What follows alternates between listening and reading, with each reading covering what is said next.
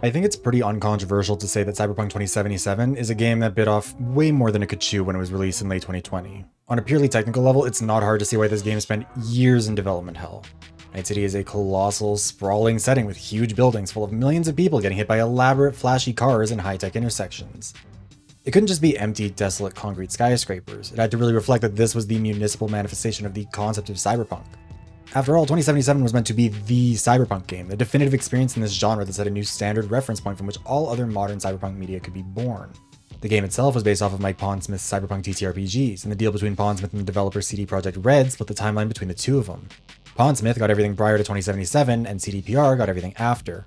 He also came on as part of the creative team to ensure the game matched his creative vision. This wasn't a mere adaptation, but a new entry that needed to be acknowledged and respected. Pondsmith didn't invent, popularize, or single-handedly dominate the concept of small C cyberpunk as a genre, but his games were obviously not influential in their own right, and this game was meant to bring them from a cyberpunk property to the cyberpunk property. Now, I've talked about some of this stuff before on this channel in a video from January about how TTRPGs, like true crime and musicals, struggle to be adapted into video games. Back then, the big topic of discussion was obviously Baldur's Gate 3, a game that blew everyone away and rightfully won a ton of awards. Cyberpunk 2077 is, I would argue, proof of what I was talking about in that video, that it's really, really hard to get a TTRPG adaptation correct, and that a big part of that comes down to the colossal technical demands of replicating that experience in a video game. Baldur's Gate 3 succeeded in a genuinely impressive way, whereas 2077 obviously had a lot of technical issues that hampered it. However, I think 2077's problems go beyond just technical limitations here. I mean, yes, technical limitations were definitely a problem, but I was one of the lucky few who bought it on launch day and didn't have any performance issues, and I still found it lacking in a lot of ways. In fact, I only started having performance issues once I started playing the DLC that came out last year during my 1-year anniversary donathon, where it repeatedly crashed everything and was driving me mildly insane. But everybody's already talked about that stuff. Better YouTubers have solidly beaten me to the punch on the topic of Cyberpunk 2077's performance problems, and I don't think that there's much more to say on that subject. What I would rather talk about is more on the narrative side, focusing specifically on how this game missed the mark on its own genre, how the cyberpunk genre is let down by the game, and how the deployment of genre conventions only scratches the surface.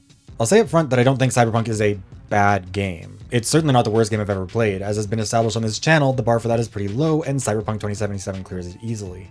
However, I do think Cyberpunk 2077 is an example of a game that didn't really know how to engage with its genres effectively, as a cyberpunk game, as a role-playing game, and as a TTRPG adaptation.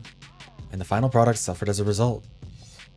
Now, to be clear, this video is not going to go over everything Cyberpunk could have done differently. It's a massive game, and there's no way to comprehensively nitpick every little thing without making this a 30-hour video. Plus, I've already made 5 videos in the last 2 months that go over 40 minutes, and I'm already overworking myself to the point of physical illness as it is, so I want to avoid making it worse. Also, if you're watching this on the day that it came out, assuming it came out on October 4th like it was supposed to, I actually started my 2nd anniversary donathon today over on twitch.tv/thevivaros.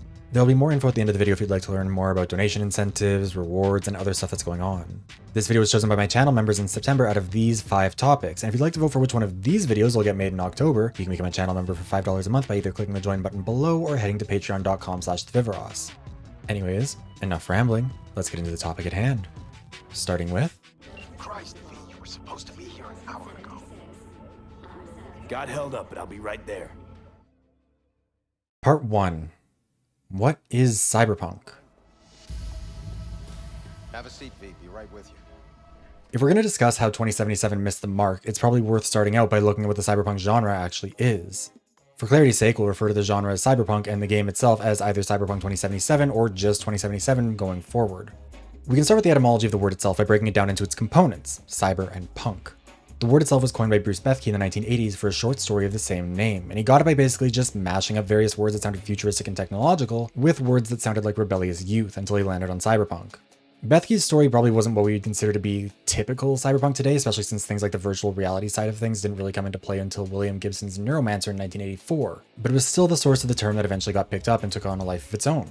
There was originally an argument about the name for the genre, with some, including Bethke according to Wikipedia, arguing that the genre should be titled Neuromantics, since the genre going forward largely built off of Neuromancer.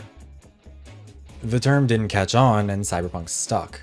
Bethke, in a 1997 foreword to his short stories, wrote, quote, "You can bet any body part you'd care to name that, had I even the slightest least inkling of a clue that I would still be answering questions about this word nearly 18 years later, I would have bloody well trademarked the damn thing." Cyberpunk's roots go back a bit further than either Bethke or Gibson, though. They build upon the work of new wave science fiction authors in the 60s and 70s. Some stories, most notably Philip K. Dick's Do Androids Dream of Electric Sheep, is a story that kind of retroactively became cyberpunk even though the term didn't exist when it was published in 1968. Also, we're relying fairly heavily on Wikipedia here because we just need to get the summary before we can get going fully, but we'll be through it soon. New Wave was largely pioneered by New Worlds, a magazine that featured a lot of science fiction exploring what the future might look like as we experience massive technological and cultural upheavals, skewing dystopian for the most part. Drug culture, the sexual revolution, and humanity's increasingly dependent relationship on technology were all big parts of these stories that built into what would become cyberpunk. Cyberpunk stories are generally written as near-future dystopias, stories about a reality that we could theoretically live to experience rather than some far-off future. Do Androids Dream of Electric Sheep was published in 1968 and tells a story set in 1992. The movie adaptation Blade Runner came out in 1982 and was set in 2019, and its 2017 sequel, Blade Runner 2049, was set in 2049.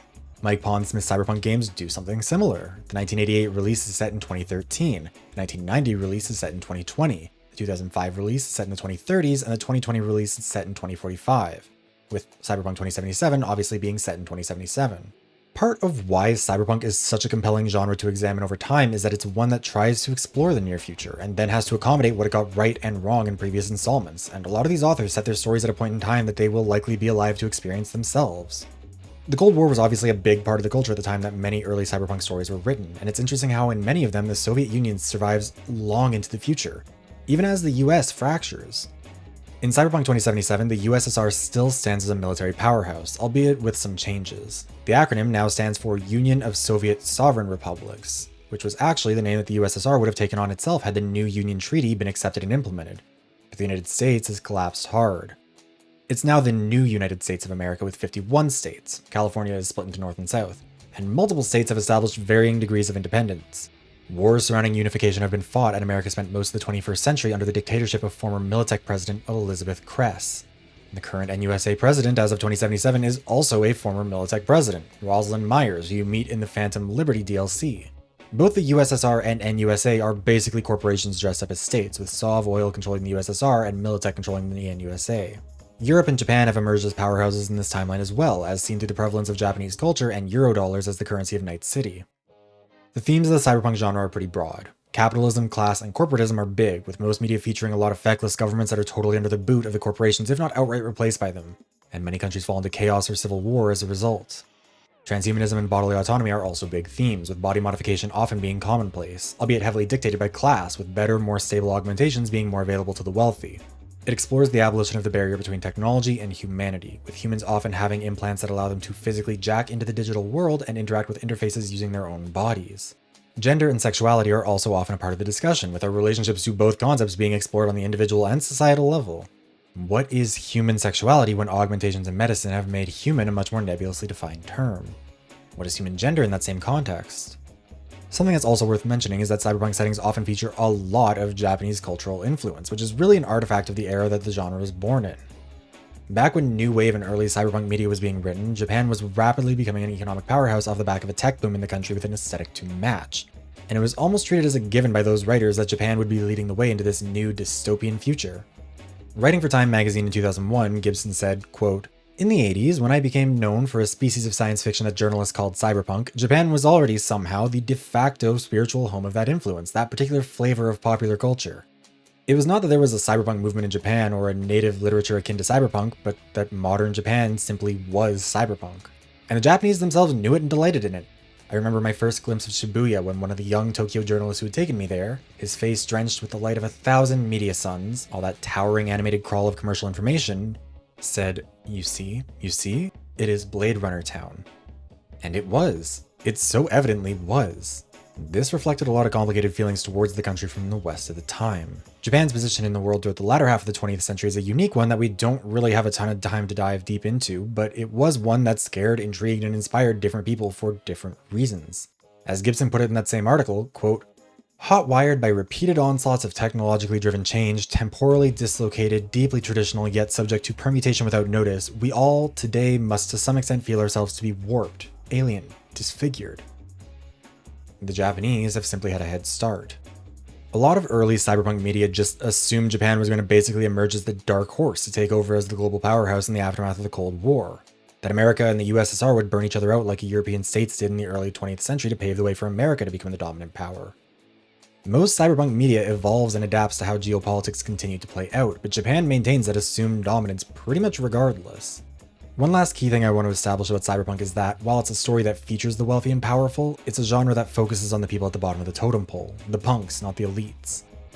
This is common in dystopian media, given that a big theme is exploring the powerlessness the regular people experience under the oppressive boot of the system. Your life is expendable, your survival irrelevant, and your value defined solely by what you provide to the powerful. There certainly is something interesting about exploring dystopia from the perspective of the people who experience it as utopia, but overwhelmingly it's focusing on how the system fucks over the people at the bottom. Something worth mentioning when we're talking about cyberpunk dystopias, however, is that there's rarely a theme of like, one person can fix everything. There's not really any Katniss Everdeen's in cyberpunk. The system is unchangeable, and all you can do is try to get a better life for yourself and the people you care about. And realistically, the best you can hope for is that you'll be remembered for dying trying. Alright, now that we've covered all of that, let's talk about how Cyberpunk 2077 missed the mark on it. Fuck's your problem, Psycho Suit? This look like a landing pad to you? Could have fucking crushed us. Jesus Christ. Okay, no, hey, we ain't looking for no beef with you. Part 2. Face value is only skin deep. You don't come here often, do ya? It's good to see you, cabron. Now sit down and tell me what's got your shorts in a knot. One of the most frustrating things to me with Cyberpunk 2077 when I was playing it was that it often used the aesthetic of Cyberpunk without actually exploring what it means for that aesthetic to exist. And I think it's most obvious when it comes to gender and sexuality. The game is drenched in lewdness, but mostly in a look, don't touch kind of way that's weirdly conservative, I guess, for a game like this. There are sex shops all over the place that you can walk into and explore, but never interact with further, and sex toys are often lootable items that you can find in homes, businesses, and gang hideouts that just exist as loot inventory filler garbage that you'll eventually chuck in a bin for a few eddies. Sex work is something that exists prominently in Night City, which V can only interact with on a surface level. There are 4 joy toys, the game's term for prostitutes, that you can pay to have sex with. 2 are cis men and 2 are cis women, with one cheaper pair being available from the start in Jig Jig Street and the other being more high-end that you can only find if you progress through the Carrie Eurodyne romance side quests. There are also the dolls at Clouds, a high-tech brothel you visit as part of the story to get information about Evelyn Parker, where you'll meet with either a male or female escort. Whether you pick Angel or Sky, V will have the option to have a conversation with them about everything they're experiencing before they move on to digging for info. After this mission is completed, Clouds is closed off to V. Parker herself is a sex worker who's responsible for setting off the game's story, and her sex work was specifically a big part of that. There's a lot of talk about sex and sexuality, but not really much else. There's talk about people using sex to survive. There's talk about the brain dances that people get off to. There's talk about people playing fast and loose. There's talk about how much it affects everyone's lives. But that's often all it is. Talk. Even the game's sex scenes are treated like a gay character in a Disney film, small one-off scenes that seem tailor-made to be able to be cut out of the final product in case it gets shipped to a market that doesn't want it. And I just know there are some people watching this right now who are thinking something along the lines of, Viv, it sounds like you just want a sex game. How is this 2077's problem? But I'd ask you to consider why incorporating sexuality into it would make it a sex game. You murder countless people as V, but everyone would recognize that it's reductive to call 2077 a murder game. And again, sexuality is already a big part of the cyberpunk genre. It was heavily influenced by the sexual revolution, and CDPR aren't excising that from the game's setting at all. Watson Horror is an in-universe television show about the titular character, a male prostitute who's shown in advertisements in tight black booty shorts with a prominent bulge and matching thigh highs, bent over and throwing up in a seedy bathroom. You can even find parts of his diary throughout the game where he's pretty explicit about the life he's living, and some NPCs will randomly comment on the show. CDPR didn't have to write any of that in, but they did. Just like they wrote in the Joy Toys and the Dollhouse and Evelyn's backstory and all that other stuff. You regularly encounter sex workers in-game beyond the ones you can actually pay for pleasure. And yet, again, it's all surface level. The 4 Joy Toys can be paid to activate a quick scene, the same scene each time, and then it ends as if nothing happened. Sex, drugs, and rock and roll is an expression that kind of looms large over the cyberpunk genre. And it's not hard to see its influence in 2077 whenever you step into Johnny Silverhand's shoes in particular. But there's a real lack of curiosity when it comes to exploring it within that universe. For the most part, it's just lewd wallpaper that's treated as silly shock value, the artistic equivalent of penis-shaped straws at a bachelorette party. And that's not unique to 2077. A lot of media does this sort of thing, and it's always kind of tired. Like, it's so cliche for an action movie to inexplicably have a scene in a strip club for no reason that both Deadpool and Netflix's Bright called it out. But it's especially noticeable in cyberpunk media because sexuality is a major theme of the genre. 2077 also falls short on gender, theoretically allowing you to create a character that can express their gender in ways that mix and match your voice and body parts, but then never really doing much with it. The only instances in which gender plays a role in anything are in the handful of romantic or sexual relationships you can have with other characters, and in those instances it's only relevant because it's used to enforce standard gender presentation. There are only 4 romanceable characters for V in 2077: Judy Alvarez, Panem Palmer, River Ward, and Carrie Eurodyne. Judy and Panem are cis women, and River and Carrie are cis men. Judy and River are only attracted to women who have a feminine voice, breasts, and a vagina, while Panem and Carrie are only attracted to men who have a masculine voice, no breasts, and a penis. If your character is gender nonconforming, congrats, you're locked out of romance in the game. If your character is gender conforming, you have a max of 2 romance options in the game, and it's worth acknowledging that not all these romances are created equal. Just saying, Carrie being the only gay male romance option sucks, and he easily gets the least interesting arc of the bunch. It's all just a boring way to engage with gender, especially in a cyberpunk future where gender and sexuality are already a lot more fluid. And again, the idea of gender fluidity and gender bending in a cyberpunk future isn't something that I'm demanding to be introduced to the game because woke or whatever. It's something CDPR invoked first. I mean, obviously there's a character creator, but there's also the infamous mix-it-up advertisements in-game featuring a female presenting character with an extremely prominent bulge. The whole concept of the ad relies on an in-universe understanding of gender signifiers as something that people do casually mix and match, and that's generally perceived as an appealing thing. If this wasn't normalized to some degree, or if people broadly found the idea of a non-conforming body repulsive, the ad wouldn't work. It's obviously fetishistic and has problems. I want to be clear, I'm not saying that this is empowering trans rep or anything, but the point is that CDPR are the ones who are choosing to invoke this kind of thing and then drop it. And I do think something is lost when you treat a major theme of your genre like slutty wallpaper. A character like the Watson Whore is honestly really interesting. He's basically cyberpunk Willem Belli, and we never really see characters like that taken seriously or explored. Sex work, whether it's by choice, out of survival, or as a result of exploitation, is commonly used as set dressing in the game, but is never actually examined beyond shock value. How people and their bodies are expressed, explored, and exploited in Night City is never really addressed, and it genuinely is a shame. In a genre where bodily autonomy is a paramount, overarching theme, where people are constantly in a fight for control over their own body against or alongside technology corporations and their own minds, it's dropping the ball to not examine the most fundamental ways we establish and express our bodily autonomy. What does choice mean in Night City? What are masculinity and femininity in Night City? What's it like to grow up in this environment? And it's not like games can't do this. Baldur's Gate 3 lets get topped by a druid in bear form while in a poly relationship with him and a theater twink vampire, and that's not exactly a sex, drugs, and rock and roll kind of game. Sex and sexuality are incorporated throughout that game a lot, and different characters have different relationships to it. Halsin is very open about wanting to love you, but not in a way that requires exclusivity. Will, by contrast, wants a more traditional monogamous relationship. At one point in the game, you enter the Devil Raphael's home to steal something. And while you're there, you encounter Harlip, a shape-shifting incubus employed by Raphael for sex. You can choose to fight him to get something you need, or you can choose to sleep with him. And if you sleep with him, he'll offer to shapeshift into a female form if you prefer that. Regardless of which form you pick, after it's done, he'll copy your appearance and tell you that you'll sometimes be able to feel when he's using your form for sex with other people in the future. It raises some weird, uncomfortable questions about the relationship between magic, consent, and sex. And that's not inherently a bad thing. And it also tells you a lot about how Raphael is such a narcissist that he only wants to sleep with himself. Halsin's and Astarion's non-monogamy is used to further express something about themselves and their backstories. For Halsin, it comes from more of a hippie, free love kind of vibe, whereas for Astarion, it's more complicated.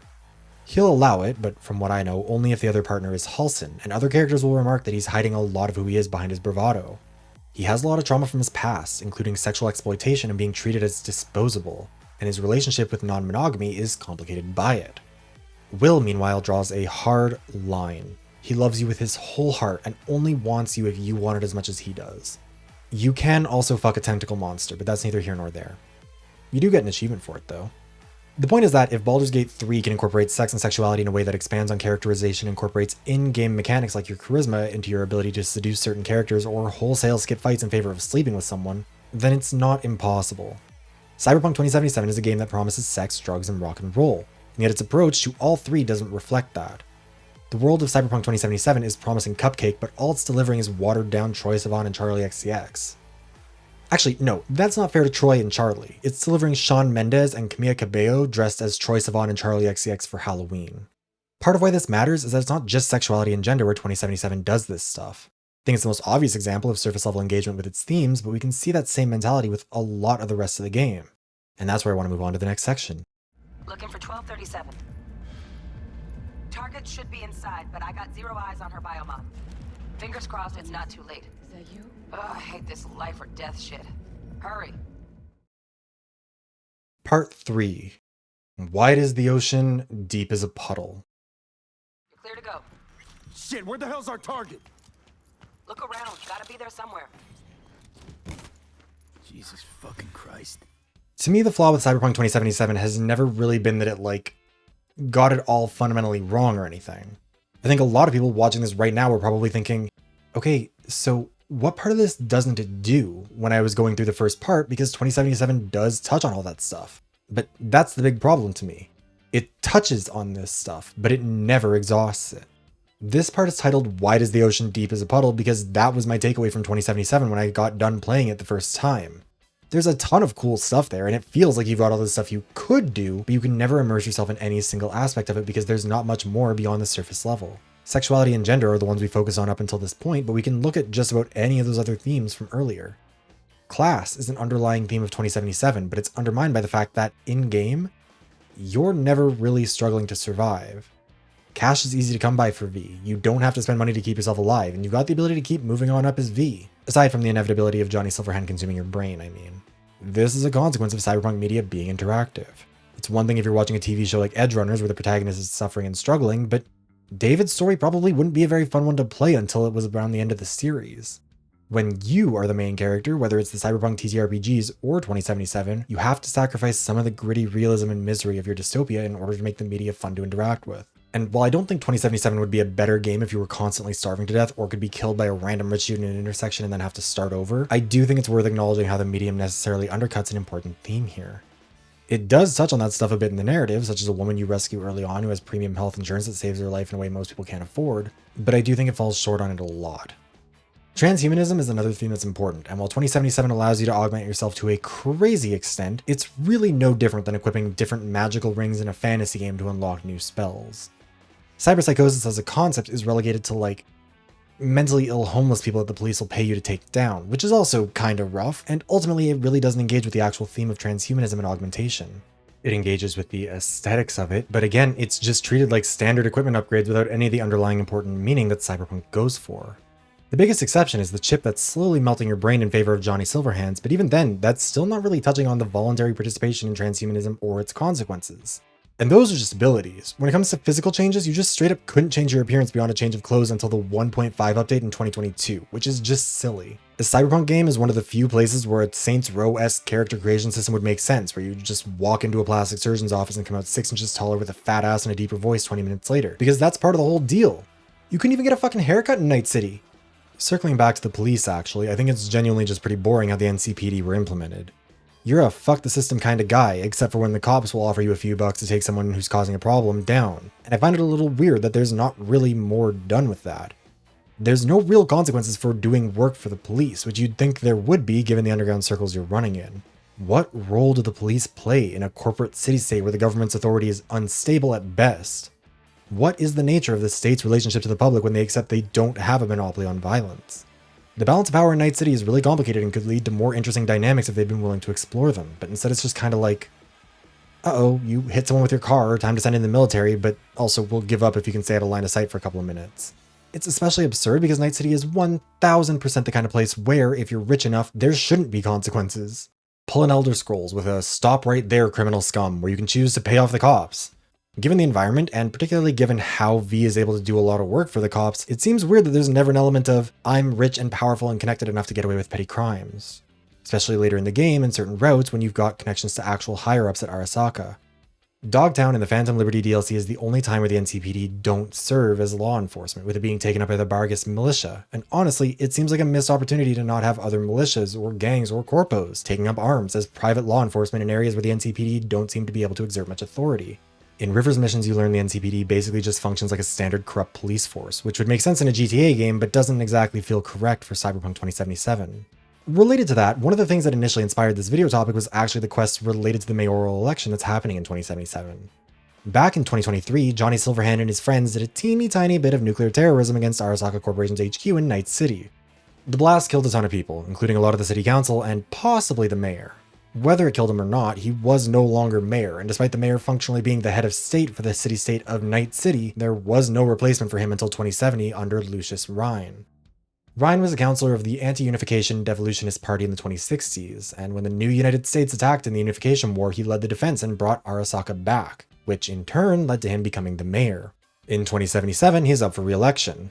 Or rather, he was. After surviving an assassination attempt thanks to NCPD Detective River Ward killing the would-be assassin, he died in a follow-up attempt at a sex club when a virus was injected into the brain dance he was watching. His opponent in the race, Jefferson Perales, continued on, facing off against Rhine's deputy mayor, Weldon Holt. The quest I'm talking about starts off right after the assassination, when Perales' wife, Elizabeth, contacts you and asks you to figure out what happened. The first quest, I Fought the Law, is where you meet River, and in the second one, Dream On, you uncover a grand conspiracy to brainwash the Peraleses with equipment installed in their own home. And then it just kinda ends. Elizabeth tells you to drop it and not tell Jefferson about what was happening, and regardless of what you do, that's where it ends. A while later, you'll notice Jefferson won the election if you check out the TV. But like, that's such a nothing ending. There's no consequences, there's no follow-up, it's just an interesting story that's dropped out of nowhere and nothing changes in Night City. This is one of those things that just didn't have to be part of the game, and honestly I wish it wasn't. Some of these things like the transhumanism stuff necessarily needs to be part of a cyberpunk story, but the high-level politics of Night City didn't need to be part of the game. Rhine didn't need to be assassinated, the election didn't need to happen, and it's weird to have them both happen and drag V in only for it to not matter at all. And look, I'm not saying any of this stuff is easy to do right. There's a reason why nobody had made a cyberpunk game based on the TTRPGs before this. It's a colossal undertaking. Games that manage to achieve that kind of depth are often ones that benefit from some other conditions. Baldur's Gate 3 had 2 prior games in the series, a shitload of money, the backing of Wizards of the Coast, and a major license. The Like a Dragon games, formerly known as Yakuza, have a ton of depth to them where you can get lost for hours in some random side quest bullshit, but they benefit from more compact settings where tons of stuff is packed into a few city blocks and you can move between distinct districts. Wide as the ocean, deep as a puddle is the description for a lot of open world games, and I think a lot of the blame for this honestly comes down to that. Night City is a massive setting, but most of it isn't really necessary. Kamurocho in Like a Dragon is a small environment all things considered, but it's not empty. Cyberpunk 2077's scale and scope make it functionally impossible to fully populate. The only recent fully open world game that managed to mostly make it work was Tears of the Kingdom. And even then, it wasn't like any part of Hyrule resembles a major metropolitan area on par with Night City. The city is huge but empty because that's the limitation of an open world game, and that leads to a lot of the other problems. You can't walk anywhere in Night City because it's giant, so you'll have to drive or fast travel, but the developers can't just leave the stuff between point A and point B empty. It's an open world game, so they have to account for you potentially getting out of your car and exploring at any point in that journey. But there's also literally just no way to populate all that stuff enough to make it feel worth exploring. Night City canonically has a population of nearly 7 million people, and at no point in the game does it ever feel like you're in a city that's nearly as big as New York. At most, it feels like Edmonton. And this is also a problem that didn't really exist for Mike Pondsmith's TTRPGs because, as discussed in that old video about genres that gaming struggles with, TTRPGs are led by a human in a way that can be reactive. A GM doesn't need to have literally every part of their setting pre-planned with dialogue written for every single character. It's an improv exercise where they plan what's needed and work with what they've got. A video game can't be adaptive like that because it's a computer program that can only react to things that it's been programmed to react to, and only in ways that it's been programmed to react. If you want to play some of the Cyberpunk Red TTRPG, you can decide how much you want to directly engage with any of these themes with your GM, and while there are obviously rules and limitations, you can choose anything. If 2077 was a TTRPG, something like Watson Horror might be something a GM mentions as a throwaway gag that the players immediately latch onto and decide is their sole priority, and now the GM has to figure out what to do about it, and maybe their plan to deal with the mayor's assassination gets put off until later. But since it's a video game, nothing can be done that wasn't planned for, so you've got to try and plan for everything in advance. But when you've got a colossal map that theoretically holds millions of people, it's impossible to plan enough stuff in advance to fill it up. And then, of course, corners start getting cut. Doing an open world game properly takes an ungodly amount of time and resources, and most commercially available hardware can't handle the ideal version of Cyberpunk 2077 yet. Stuff like Baldur's Gate 3 and Tears of the Kingdom are rare exceptions where the people funding the game were willing to take the risk and spend what was needed to get it done right, but that doesn't happen often. People bite off more than they can chew and underestimate how long it'll take, and then when push comes to shove, the game isn't ready. No Man's Sky is the obvious example, and Cyberpunk 2077 was being compared to No Man's Sky basically immediately upon launch. It was so bad on last-gen consoles that the PlayStation Store straight up removed it, and Microsoft warned anyone buying it about the performance issues. However, No Man's Sky eventually built its way out of that camp. Its 2016 launch was an unprecedented disaster, but it spent the last 8 years climbing hard to turn it around. And at this point, it's actually pretty positively received. Cyberpunk 2077 hasn't had the same trajectory, although not necessarily just because they don't care. An advantage No Man's Sky had was that it's a lot easier to just add in content to fill a vacuum than it is to have to try and move stuff around to make room for new stuff. The flaws with 2077 were a lot more granular and would have required total rewrites, new voice acting, new mechanics, and all kinds of other stuff. It also didn't help that shortly after launch, CDPR suffered a massive data breach that took up a ton of time and resources. Would it have been fixed without that? Maybe. Who's to say?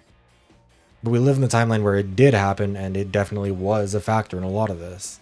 Ultimately, though, I don't think Cyberpunk 2077 could have succeeded at what it was doing because it was trying to do too much.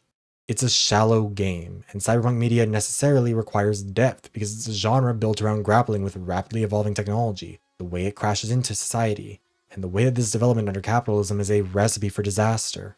It's about our relationship to our own bodies, to the world around us, and how our connection to that world enriches and degrades us. It's about how fragile stability is, and about how the looming threat of colossal megacorporations that are too large and powerful to be governed threatens everything.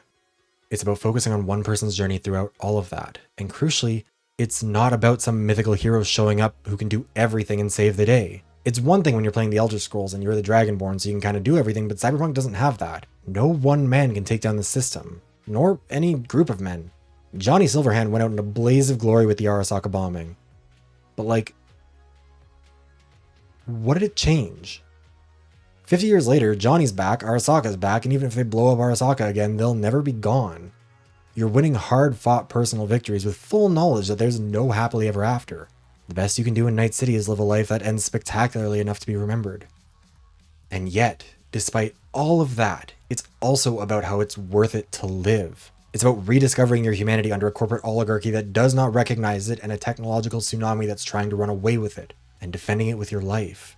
It's about reclaiming your body and enjoying it for what it is, of not letting anyone else tell you how to live, of making the best of things even when they're dismal. It's about expressing yourself in the truest, most authentic form that technology can allow, unabated by what others may think.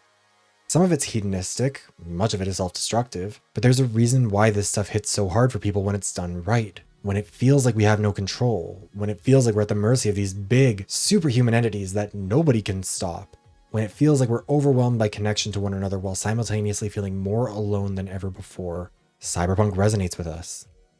Because there's the feeling of hope that, worst case, maybe life will still be worth living even when it all falls to shit.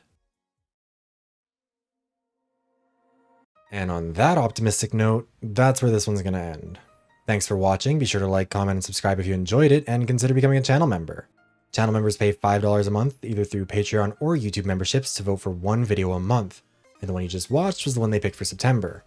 It would have come out during September, but unfortunately, I made nearly 2 hours of other stuff instead for no good reason. Usually my channel members only get to pick one topic a month, but this month I'm running a donathon over at twitch.tv/theviveros, and if I manage to hit $250, then they'll be getting to pick 2 videos instead of just one. These are all the other incentives, both individual and community-based, and if you'd like to contribute to my suffering or just come and hang out, I'll be live basically constantly for the next couple of weeks if I'm lucky. The first poll started on October 1st and will run until midnight on the 7th, and if none of the topics get a majority, then there will be a runoff between the top 2 that runs until midnight on the 10th. The topics are: how Overwatch is hostile to new players. A returning topic from April and June, this one would focus on how Overwatch has become increasingly hostile to new players as well as what can be done about it. If this video places 3rd or lower, it'll be eliminated. What is Overwatch supposed to be? A returning topic from January, August, and the first May poll, this video would try and answer the question of what Overwatch is supposed to be as a game and what it would have to do to achieve that. If this topic places 3rd or lower, it'll be eliminated. A defensive V3. A returning topic from August and September, this video would be my best effort to argue for why Danganronpa V3 is good. Or that it at least doesn't deserve as much hate as it gets. How microtransactions are hurting character design. A new topic for October, this one would be about how the live service microtransaction heavy model hurts character design by forcing standardization rather than enabling creativity. Why video games struggle to get mysteries right. Another new topic for October, this one would be about what makes it so hard to tell a mystery through the medium of video games and why it's so impressive when developers can get it right. If we hit that $250 goal, we'll also have a second round of polling starting on October 10th that'll run until the 17th, and if nothing has a majority, then we'll do a runoff until the 20th. There are 4 topics established, and whichever topic takes second place in the first October poll will also come back for this one. If we don't hit the goal, these will just be the options for the November poll instead. Hero bans aren't the solution. A returning topic from July, August, and the first May poll, this video would discuss how and why hero bans aren't a solution to the issues Overwatch faces. If it places 3rd or lower, it'll be eliminated. The Culling, a cautionary tale about audience input. A returning topic from September, this video would be about The Culling, an old battle royale game that came out right before the big BR boom and how its obsession with listening to audience feedback ultimately killed it. Process of elimination is complicated and I don't know how to talk about it. A new topic for this poll, this video would be about process of elimination, what it got wrong, what it got right, and why it's such a hard game to explain. Drag Race and the death of competition. Another new topic, this one would focus on how RuPaul's Drag Race has fucked up Drag Race, and what it means for competition to lose its competitiveness in favor of trying to right the perceived wrongs of its past. If you would like to vote for any of these topics, consider becoming a channel member by clicking the join button below this video or heading to patreon.com/theviveros. Speaking of, thank you to all my supporters. At the $10 premium member tier, thank you to Tortoise. At the $5 channel member tier, thank you to Mini Q, Olesp, Cage the Orc, Fish Toast, Alex Stone, Nemo the Survivor, Destiny, Yoshi of the Wire, Catlover192, Cadence, Windex the Great, The Leathers, V, Gavost, Marsh Alice, Crimson Cyclo, Good Guy Luis, Corey, Hallucigeno, MV, The Only Enigma, Hazmat Baddick Games, Mariah, Amon Dadley, Rendell, Meep Cubed, and Noisy Pitta. Whether you're a member, a subscriber, or you just clicked on this video out of curiosity, thank you very much for watching, and I hope I'll see you around again soon.